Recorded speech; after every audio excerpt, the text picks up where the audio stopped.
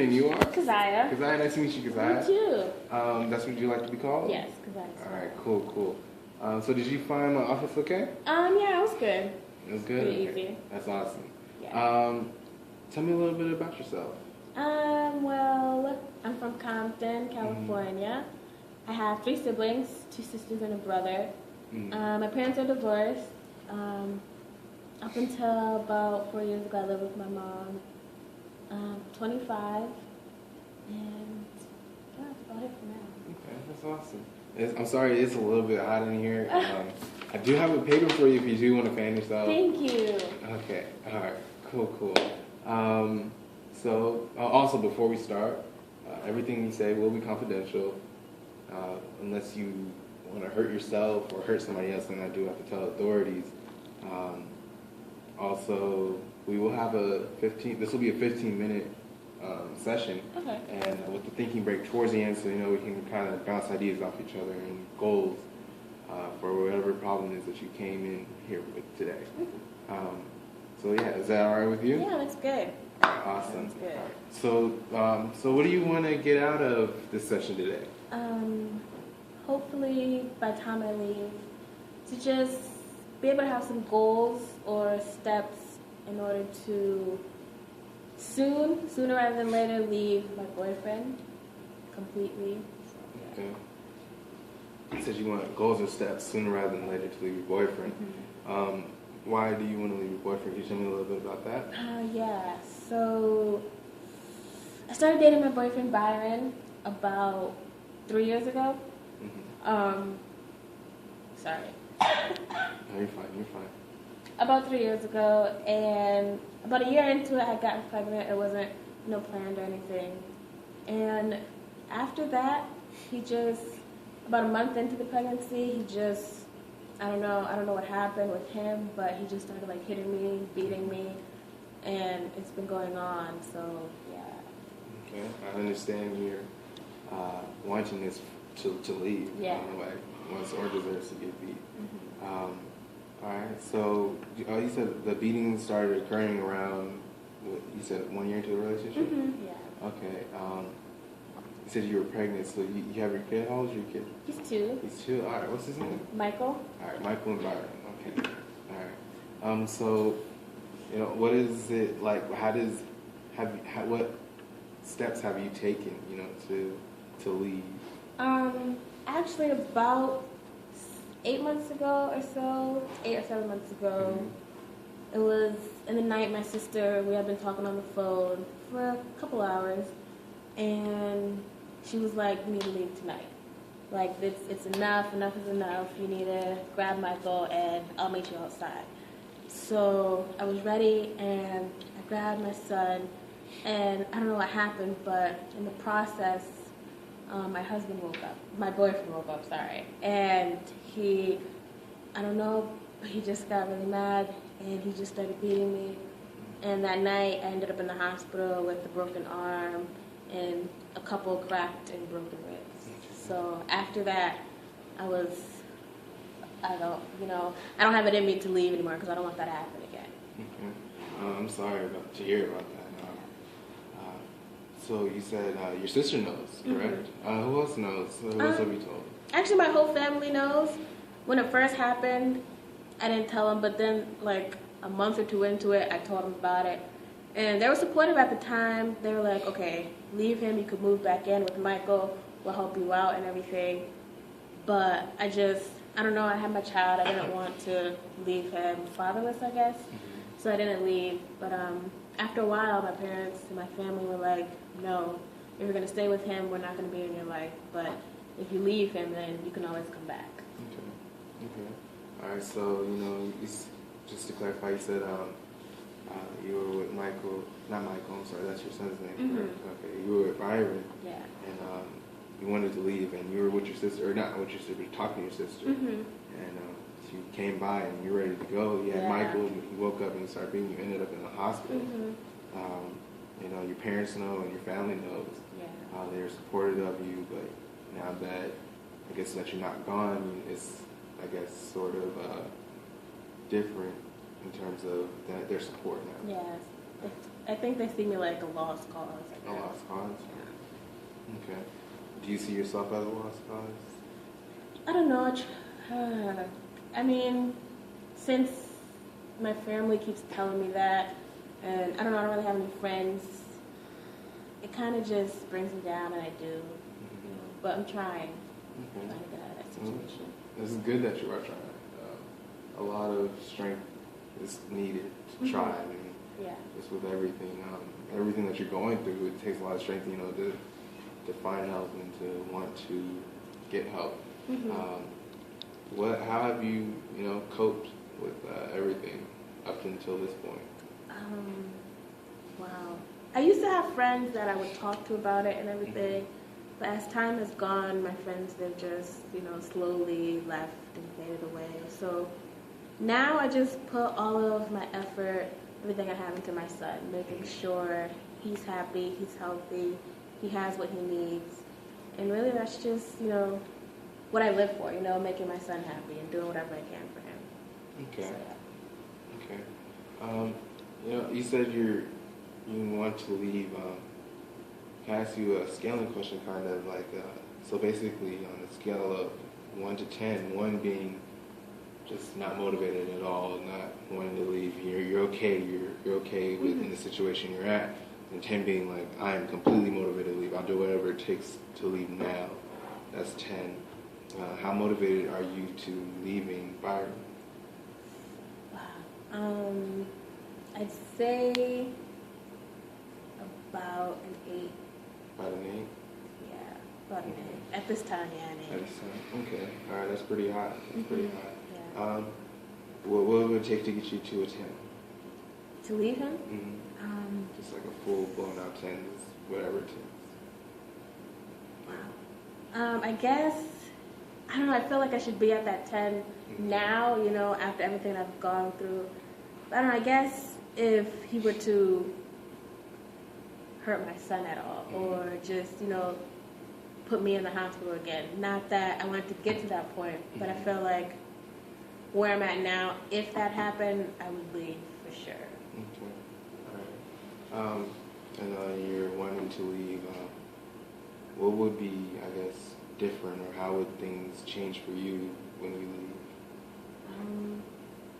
Well, for starters, I would be with my family again. You know, I'd have that support system behind me, and I'd feel more comfortable and less fearful. Like, throughout the day, I'd be able to go home to my family and not worry about if he's in a bad mood or not, if I'm going to get beat.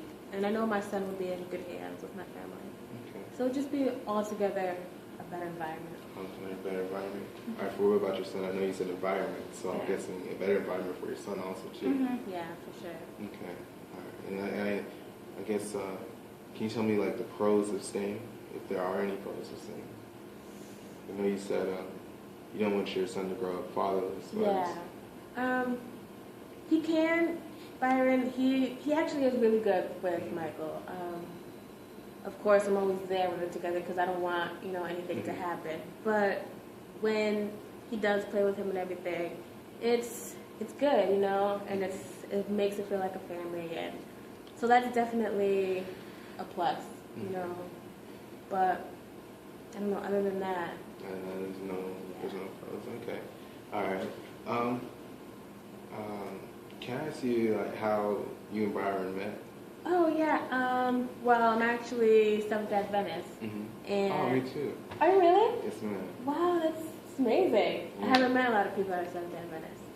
So, yeah, my mom, she's very religious. So I actually met him at church, which now how things have gone, it's ironic. Yeah. But, yeah, I met him at church, and he was really nice, really sweet, and things just took off from there. Okay. All right. Can I ask you a rather strange question? All right. Suppose after this session, you go home, and you go home and you relax and unwind, and you play with your son, for a little bit, and you put your son to sleep. After you put your son to sleep, it's been a long day, and you're just really tired, and you go to sleep yourself, and everybody else in the house is asleep. while you guys are asleep, let's say a miracle happens. The problem that you came with me today has been solved as a miracle. That's a miracle. It is a miracle. What would be different now that the miracle has taken place? Wow. Everything? Everything? What's everything? Well, a miracle for me would be I would still be able to stay with Byron, but the beating would have stopped, his attitude would be better, the drinking will have stopped, and it would just be family. You know, we'd all be a family. I wouldn't be scared anymore, and everything would just be happy, you know, like a fairy tale, I guess. All right. So you're saying that fairy tale is that happiness. And, yeah. All right. Can you describe a little bit what happiness is for you? I don't even know, just being able to talk to him, have a conversation with him without him getting upset, being able to take us into the park, you know, just the smallest things, taking him to the park, just going out, just, I feel like what normal people do, you know, that we don't get to do because of the way he is. So, yeah, just being happy. Okay. All right. That's awesome. That's awesome. I like your vision. Your vision of a happy family. Yeah. You know, being happy is something I'm guessing everybody desires. Yeah. I don't think anybody does not want to be happy. You know, like, so you know this miracle takes place. What are other people going to see differently in you? Like, what other people see differently? My family will definitely notice something different. I feel like if that actually happened, my family would actually talk to me now. You know, I would be able to bring my son over there, have Byron over there, and just family dinners and stuff like that. You know, it would just, so they would definitely see me more. I would see them more. And then I would just be able to have more friends, be out more, so I wouldn't have to be with Michael all the time because I guess if this miracle took place, Byron would be able to be with him by himself. And so yeah, I'll just have more friends. I wouldn't be so fearful all the time. So yeah. All right. So you wouldn't be fearful. Through the miracle, you know, you'd be happy. It's sort of a fairy tale, like going to the park with your son and Byron also. You know, you wouldn't have that, I guess, shadowing of just fear. Yeah, That's never for going to have over yourself. At this point, I would like to take a thinking break, you know, so we both can come up with some goal formations to achieve this miracle. Okay. All right.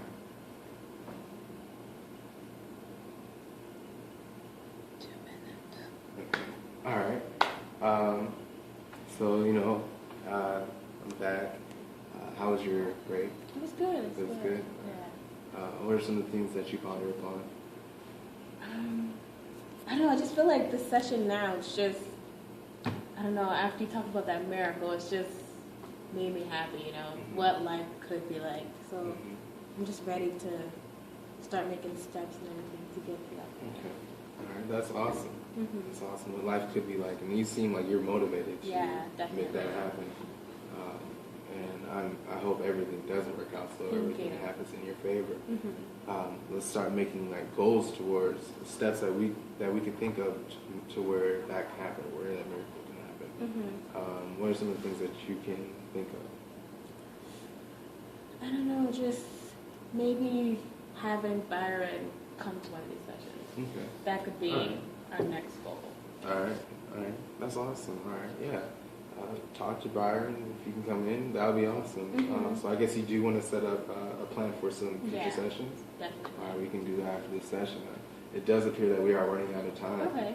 But you know, in this session we have talked about a lot. We've talked about you meeting Byron. You guys have been dating for 3 years. You have a son. You had a son about a year into the relationship. His name is Michael, correct? Yeah.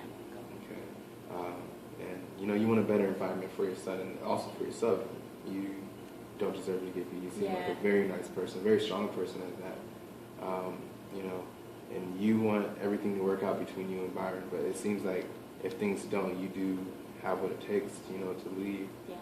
And but you want to do everything that it does to work out. You know, we talked about you actually trying to leave about, I forgot, you said 8 months ago with your sister, but that didn't turn out how you wanted to. But you know, you're still making progress. You're still in the right direction and trying to. You know, we talked about the miracle question when things would be different. You know, there'd be happiness. There'd be no more just overbearing, a fearfulness on your shoulders. So let's try to strive towards that. All right. You know, we had the goal of you trying to get Byron to come in. And if you could, that would be amazing. I will try. All right. Well, it was nice talking to you today. You too. Thank you. Let's see if we can go get some more sessions set up. All right.